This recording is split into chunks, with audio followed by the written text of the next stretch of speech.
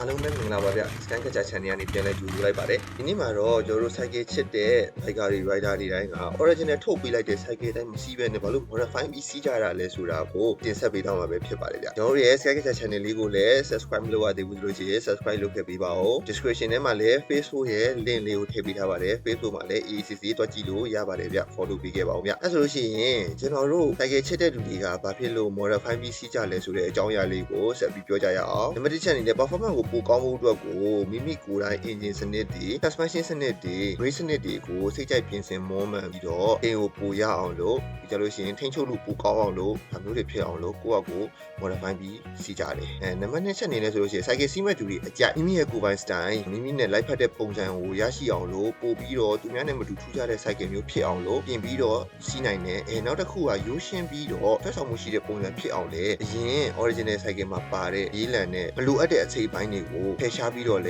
စေးချယ်မယ်ဒီအလားဆင်မယ်ဒါမျိုးတွေကိုလုပ်ပြီးတော့လေစီးနေကြပါတယ်နံပါတ်3ချက်အနေနဲ့ဆိုလို့ရှိရင် keyway ထွက်တဲ့အချိန်မှာကျွန်တော်တို့ပို့ပြီးတော့တက်တာဖြစ်အောင်လို့ထိုင်ကုန်တွေပြောင်းလဲမယ်လက်ကင်တွေပြောင်းလဲမယ်လီကမှန်တွေတက်ဆင်မယ်ကြလို့ရှိရင် exhaust system တွေပြောင်းလဲမယ်ဒါတွေလုံးလဲလို့ရှိရင် keyway ထွက်ဖို့တက်ကပို့ပြီးတော့အဆင်ပြေသွားတယ်အဲကြောင့်မလို့ modify လုပ်ပြီးတော့စီးကြတယ်နံပါတ်4အချက်အနေနဲ့ဆိုလို့ရှိရင်တော့လောင်စာကုန်ကြမှုရေးကိုတက်တာအောင်ဖြစ်ဖို့အတွက်ကို engine ရဲ့ compression system တွေကိုပြုပြင်မွမ်းမံပြီးတော့ပြောင်းလဲပြီးအသုံးပြုကြတယ်ပစ္စည်းအဟောင်းတွေကိုပြန်သုံးတဲ့ကြောင့်မလို့ပစ္စည်းအသစ်တွေဝယ်ယူတဲ့ငွေကြေးကုန်ကျစရိတ်ကလည်းတက်တာသွားမယ်နံပါတ်5ချက်အနေနဲ့ဆိုလို့ရှိရင်တော့ဝါသနာပါလို့ကိုပြင်ကြတာပဲဟုတ်ပါတယ်ကျွန်တော် cycle ချစ်တဲ့ biker တိုင်း rider တိုင်းက cycle ကိုယ်ကလေးကလိလိုက်ဒီကလေးကလိလိုက်နေရတာကိုကပူပြီးတော့ပျော်စရာကောင်းတာပါတကယ်စိုက်ရုံကထုတ်ပေးလိုက်တဲ့ original တိုင်းမို့စီလဲရပါတယ်ဒါပေမဲ့အဲ့လိုလေးဟိုလိုက်ဟွာလေးပြောင်းဒီဟာလေးပြောင်းလုပ်နေရတာကိုကဝါသနာပါလို့လဲပြုပြင်မွမ်းမံပြီးတော့စီးနေကြရတယ်ဖြစ်ပါတယ်ပြုပြင်မွမ်းမံနေဆိုတဲ့နေရာမှာလဲကျွန်တော်တို့ကအမျိုးမျိုးပြုပြင်မွမ်းမံခြင်းတွေရှိပါတယ်ဒါပေမဲ့တချို့ပြုပြင်မွမ်းမံတာတွေကတရားမဝင်ဖြစ်နေတတ်ပါတယ်ဥပမာအတန်ကျဲတဲ့အေဇောတွေကိုတက်တာမျိုးတွေမီးအယောင်ကိုခွင့်မပြုထားတဲ့မီးအယောင်တွေပြောင်းတာမျိုးတွေဒါမျိုးတွေကတရားမဝင်ဖြစ်နေတတ်ပါတယ်အဲကြောင့်မလို့သက်ဆိုင်ရာဥပဒေတွေကိုလေ့လာပြီးတော့လဲဆောင်ရွက်တင်ပါတယ်ဗျ modify cycle အမျိုးအစားတွေကတော့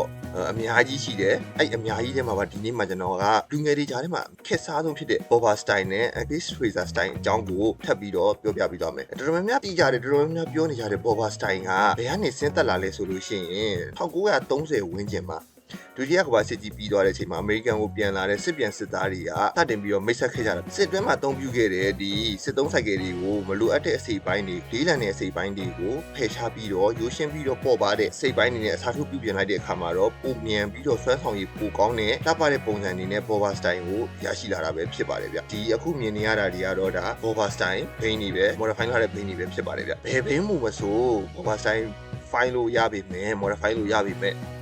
်တော်တော်များများကတော့သူနဲ့လိုက်ဖက်မဲ့ဘိန်းပုံစံတွေကိုပဲ modify ကြတာများပါတယ်အဓိက Trump ဘိုင်းကိုသွားပြီးတော့ modify ကြတာများပါတယ်အဓိက90 degree engine နဲ့ cycle တွေကို modify ကြတာများပါတယ်ဒါကတော့ကိုယ်စိတ်ကြိုက်နေကူပါပဲဘယ် cycle ပဲဖြစ်ဖြစ်တော့ modify လို့ရပါတယ်ဗျကျတော့ bobber style ရဲ့ထူးခြားချက်အနေနဲ့ဆိုလို့ရှိရင်နောက်ဖက် market တွေကတူတူဒီထန်ကုန်ကိုတယောက်စီးပုံစံကိုပြောင်းလိုက်တယ်ပြီးရင် handle ကိုလည်းကြီးပြီးတော့ပြန်ကားတဲ့ handle style မျိုးကိုသုံးထားတယ်ပြီးရင် tire အကြီးတွေကိုသုံးထားတယ်ဒါတွေက bobber style ဖိုင်းထားတဲ့ဖိုင်းတွေပဲဖြစ်ပါတယ်ဗျနောက်တစ်ခုအနေနဲ့ဆိုလို့ရှိရင်တော့ cafe racer ပါcafe racer ဆိုတာကလည်းလူငယ်တွေကြားထဲမှာရန်ကိုကြီးပန်းစားတဲ့ခေတ်စားပါတယ်ဘယ်ကနေဆင်းသက်လာလဲဆိုလို့ရှိရင်ဇင်းမြစ်ကကြတော့1960ဝန်းကျင်လန်ဒန်မှာရှိတဲ့ cafe ဆိုင်ထိုင်တဲ့လူငယ်တွေကနေပြီးစတင်ခဲ့တာဖြစ်ပါတယ်အရင်တော့ rock and roll guitar ကို1960ပြည့်နှစ်မှာခေတ်စားတဲ့အချိန်မှာလူငယ်တွေက cafe ဆိုင်မှာထိုင်ပြီးတော့ရှင်းစုနားထောင်တယ်ပြီးကြလို့ရှိရင်တစ်ဆိုင်ကနေတစ်ဆိုင်ပြောင်းဖို့အတွက် cycle နဲ့ပြိုင်ပြီးတော့သွားကြတဲ့ record racing ဆိုတဲ့ကာချာလေးရှိခဲ့တယ်အဲ့လိုပြိုင်ဖို့အတွက်ကိုလည်းသူတို့ရဲ့ cycle တွေကိုအမြန်ဆုံးနဲ့အပေါ်ပါဆုံးဖြစ်အောင်လို့ဖန်တီးရင်းနဲ့ဒီ cafe style modify ကာချာက